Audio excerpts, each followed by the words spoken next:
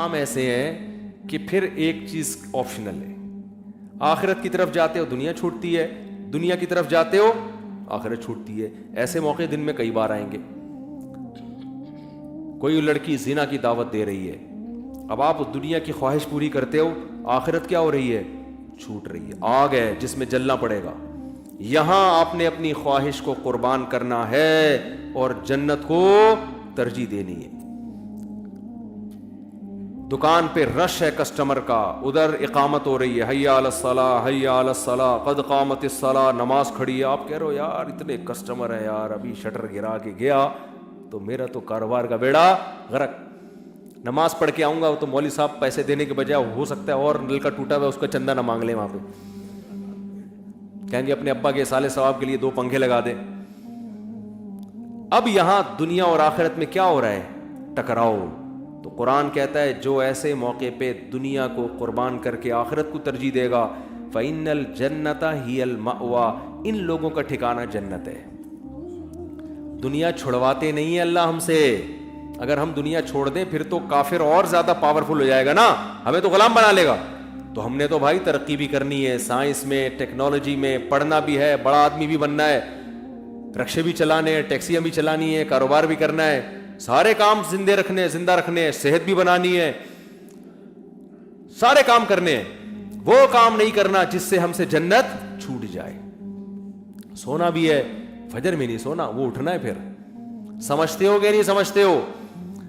تو یہ ہے اگر اس طرز پہ زندگی گزاری تو میرے بھائی پھر آپ کو آخرت ملے گی. اور اللہ تعالی کی نظر میں جب آخرت اور دنیا کا ٹکراؤ ہوتا ہے تو اس ٹکراؤ میں اس دنیا کی 2 ٹکے کی حیثیت نہیں ہے. بے وقوف لوگ اس دنیا کو ترجیح دے کے آخرت کا نقصان. ایک آخری واقعہ سنا کے بیان ختم کرتا ہوں. جب موسیٰ علیہ السلام کا ہزاروں جادوگروں سے مقابلہ ہوا تو فرعون نے جادوگروں کو پیشکش کی ہوئی تھی تم یہ مقابلہ جیت جاؤ تو تمہیں دولت بھی بے تحاشا ملے گی اور عہدے بھی ملیں گے. فلاں جادوگر کو میں فلاں علاقے کا وزیر بنا دوں گا, فلاں کو میں فلاں علاقے کا گورنر بنا دوں گا, یہ وہی عیاشی کرنا.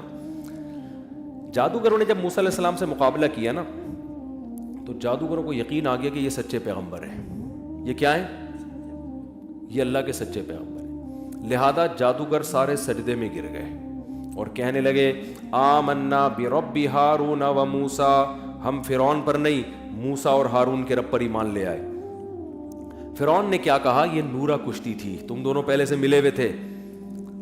اب فرعون نے دھمکیاں دی اگر تم ایمان سے پیچھے نہیں ہٹے تو میں تمہارے ہاتھ اور پاؤں کاٹ کے کھجور کے تنوں سے لٹکا دوں گا. لَأُصَلِّبَنَّكُمْ فِي جُذُوعِ النَّخْلِ, اور تمہیں پتہ چلے گا میرا عذاب کتنا سخت ہے. اب دیکھو تھوڑی دیر پہلے جادوگروں کو لالچ تھی, پیسہ بھی مل رہا ہے, حکومت بھی مل رہی ہے, لیکن جب جادوگروں کو یقین آ گیا کہ یہ موسیٰ تو اللہ کے پیغمبر ہیں, جیسے یقین آیا سردے میں گئے, اعلان کر دیا ہم مسلمان ہو گئے.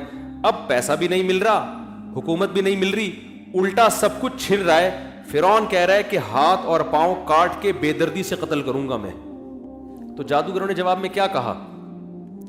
جادوگر کہہ سکتے تھے کہ بھئی ہم سوچتے ہیں یار, آفر دونوں طرف سے آ رہی ہے.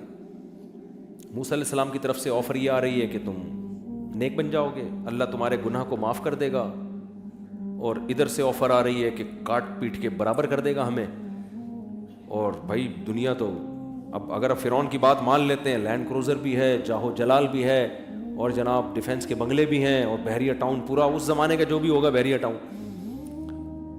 جادوگروں کی کھوپڑی نے کام کیا, تھوڑی دیر میں ان کو وہ بات سمجھ میں آ گئی جو ہم 1 گھنٹہ کر کے اپنے آپ کو بھی اور آپ کو بھی سمجھانے کی کوشش کر رہا ہوں. میں تو یہ باتیں کر رہا ہوں اپنے لیے بھی تاکہ مجھے بھی تو عقل آئے نا.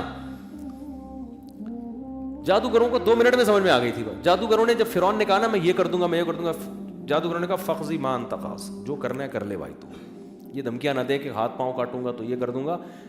اب فرعون حیران ہو رہا ہے کہ یار یہ کہہ رہے ہیں جو کرنا ہے کر دو. کہتے ہیں انما تقضی هذه الحیات الدنیا, تو جو کرے گا اس دنیا میں کرے گا نا, وہ تو ویسے ہی مرنا ہے ہم نے. آئی بات سمجھ میں, وہ تو ویسے ہم نے کیا ہے, اگر ہم عیاشی کی زندگی اختیار کر لیتے ہیں حکومت, تو کیا ہم ہمیشہ زندہ رہیں گے؟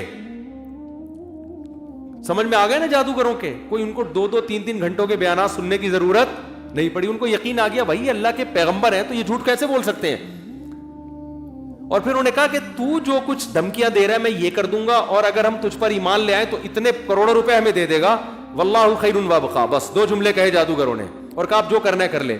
کہا کہ اللہ جو اجر دے گا وہ تیرے مقابلے میں زیادہ بھی ہوگا, اور تو جو اجر دے گا ختم بھی ہونے والا ہے, اور اللہ جو اجر دے گا وہ ختم بھی کبھی نہیں ہوگا. تو ہم بے وقوف ہیں کہ تیرے 2 ٹکوں پہ آخرت کو ہم قربان کر دیں. یہ ایک ایسا پیغام تھا جو 2 جملوں میں جادوگروں نے دے دیا. واللہ خیر و ابقا. خیر کا مطلب جتنے تو پیسے دے رہا ہے نا, اللہ ہمیں یہ پیسے اس سے زیادہ دے گا.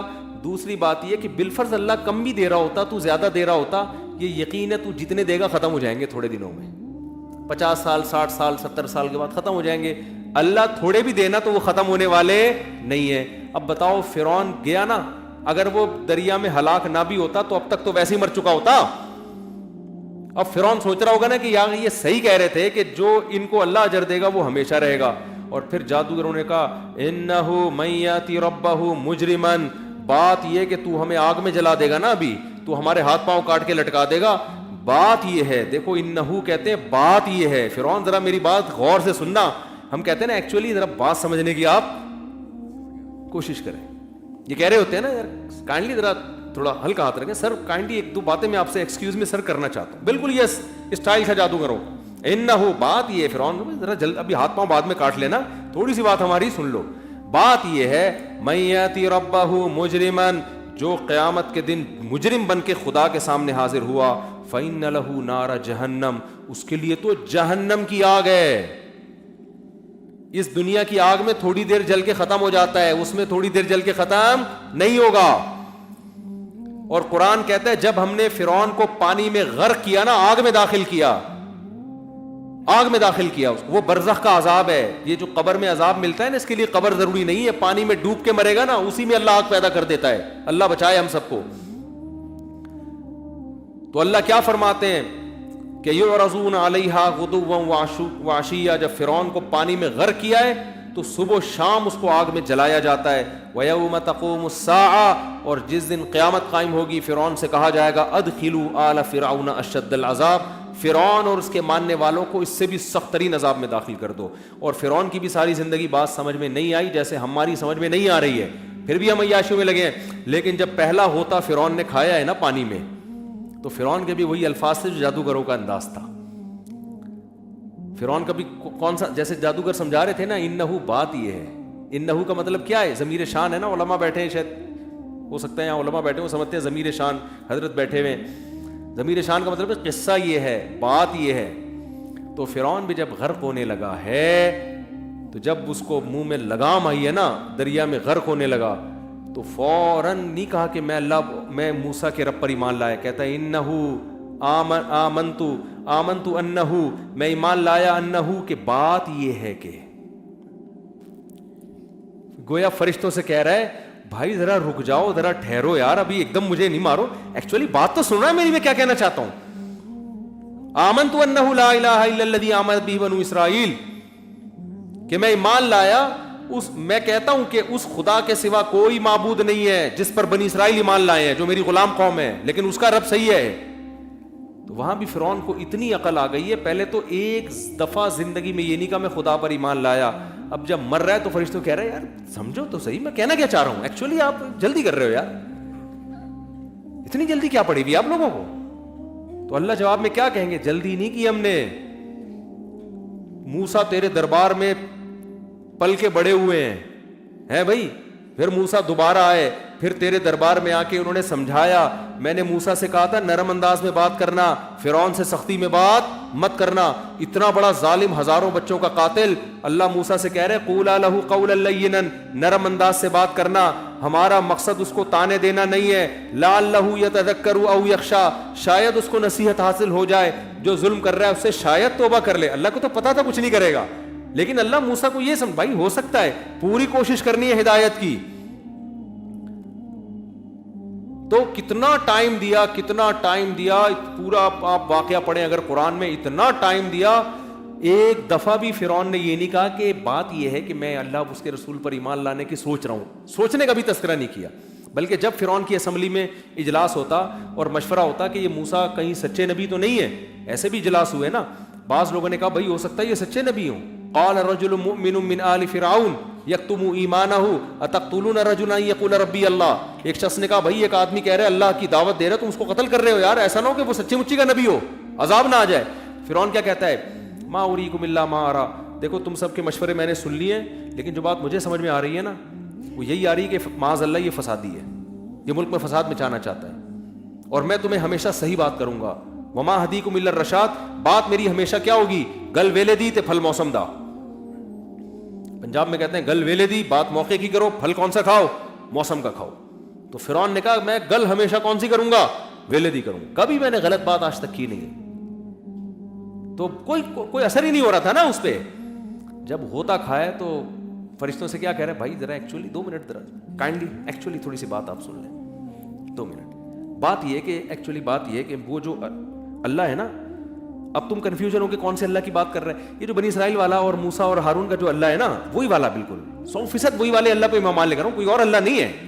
پوری ایکسپلینیشن حاشیے چڑھا کے پورے شروحات لکھ رہا ہے پوری بیٹھ کے. تو بھائی ہم تو فرعون کا واقعہ سن کے ہنستے ہیں، لیکن ایسا نہ ہو میرے اور آپ کے ساتھ بھی یہ ہو رہا ہو. کیا خیال ہے؟ ہم مر رہے ہیں، ہم کہہ رہے ہیں اللہ تھوڑی سی مہلت دے دے، فوراً چلے پہ نکلوں گا، سب سے پہلے میں انسان کا بچہ بنوں گا، فوراً 4 مہینے کی تشکیل کراؤں گا. اب تک تو میرے پاس ٹائم نہیں تھا، بزنس کاروبار سر کھجانے کی. اب مجھے کیا پتا تھا کہ میں واپس جا رہا ہوں. اب تو وہی یہ کیا ہو رہا ہے.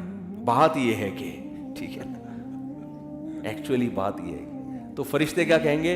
ایکچولی بات یہ ہے کہ تجھے بڑی مہلت ملی تھی. بچپن میں تیرے کان میں اذان دی گئی، پھر تو بالغ ہوا، چاروں طرف سے حی علی الصلاۃ کی آوازیں آتی تھیں، تجھ پہ ذرہ برابر بھی اثر نہیں ہوا. پھر جناب علماء آئے، واعظین آئے، تبلیغ والے آئے، سب نے نصیحتیں کی، قرآن پڑھایا گیا، سمجھایا گیا، تو تجھ پر کوئی اثر نہیں ہوا. اب بات یہ ہے کہ فرشتے کہیں گے بات یہ ہے کہ اب تیرے لیے توبہ کے دروازے بند ہو گئے. اللہ مجھے بھی، میں جتنی باتیں کر رہا ہوں نا اپنے آپ کو پہلے سمجھا رہا ہوں. میں یہ کبھی دعویٰ نہیں کرتا کہ ہم سارے اس معیار پہ، ہم تو پیغمبر تھوڑی ہیں بھائی، ہم پیغمبر تھوڑی ہیں. آج نا لوگ مولویوں کو پتہ نہیں کیا سمجھ رہے ہوتے ہیں، یہ بہت زیادہ نیک ہونے چاہیے. وہ بھائی اس زمانے کے مولوی آپ جیسے ہی ہوں گے، سمجھ رہے ہو.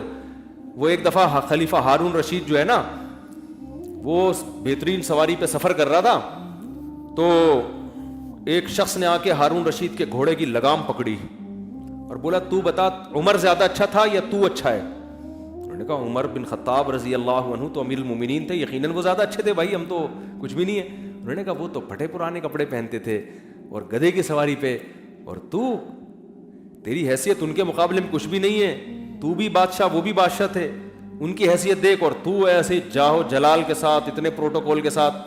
تو ہارون رشید نے بولا بھائی عمر کی حکومت ابو ہریرہ جیسے لوگوں پہ تھی، میری جیسے تم جیسے الو کے پٹھوں پر ہے.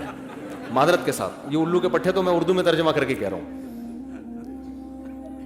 ایک عالم جب یہ واقعہ سناتے نا پوری گالی نکال کے، وہ تو میں نکال نہیں سکتا نا گالی، وہ کہتے میری حکومت تم جیسے ایسے لوگوں پر ہے. تو بھائی اتنا معیار اونچا کر لیتے ہیں، یہ مولوی ہے، یہ چائے کیوں پی رہا ہے، یہ ادھر کیوں بیٹھا ہوا ہے، یہ جناب ایسا تقوی کا معیار نہ بنا لیتے ہیں. بھائی اس زمانے کے مولوی نہیں اسی ٹائپ کے ہوں گے جیسے آپ ہو یار، کیا خیال ہے؟ تو انہوں نے کہا بھائی تم جیسے نالائق، تم پھر ہارون رشید نے کہا تم تو پہنتے ہو ریشمی لباس اور بڑی خاندانی سواریوں پہ گھومتے ہو، اور بادشاہ سلامت گدھے پہ گھومے. تو کہا عمر بن خطاب کی حکومت ابو ہریرہ پر تھی، جتنے پیوند ابو عمر بن خطاب کے اس سے زیادہ پیوند ابو ہریرہ رضی اللہ عنہ کے جسم پہ ہوتے تھے. تو یہ تو میں صرف ایک سمجھانے کے لیے کہ بھائی ہم تو نالائق ہیں، ہم نہیں کہتے کہ ہم بہت نیک ہیں، ہم تو یہ سب باتیں کر رہے ہیں تاکہ اللہ ہمیں بھی توفیق دے، آپ کو بھی توفیق دے. ہم تو سیکھنے والے، تبلیغ والے کہتے ہیں نا ہم میں کوئی فنٹر ونٹر نہیں ہے، ہم سب کیا ہیں، تکرار کر رہے ہیں تاکہ اللہ مجھے بھی توبہ کی توفیق دے، آپ کو بھی توبہ کی توفیق دے، اور موت سے پہلے ہم سب انسان کے بچے بن جائیں. اور ایسا نہ ہو مرتے ہوئے فرشتوں کو سمجھا رہے ہو. ایکچولی بات یہ ہے کہ تھوڑا سا ٹائم آپ ہمیں دے دیں. تو فرشتے اس سے زیادہ انگلش بولیں گے ایکچولی تم ابھی تمہارے چترول لگنے والے ہیں. اللہ تعالیٰ سمجھنے کی عمل کی توفیق عطا فرمائے. اور ہم سب کو برائیوں سے بچنے کی توفیق عطا فرمائے.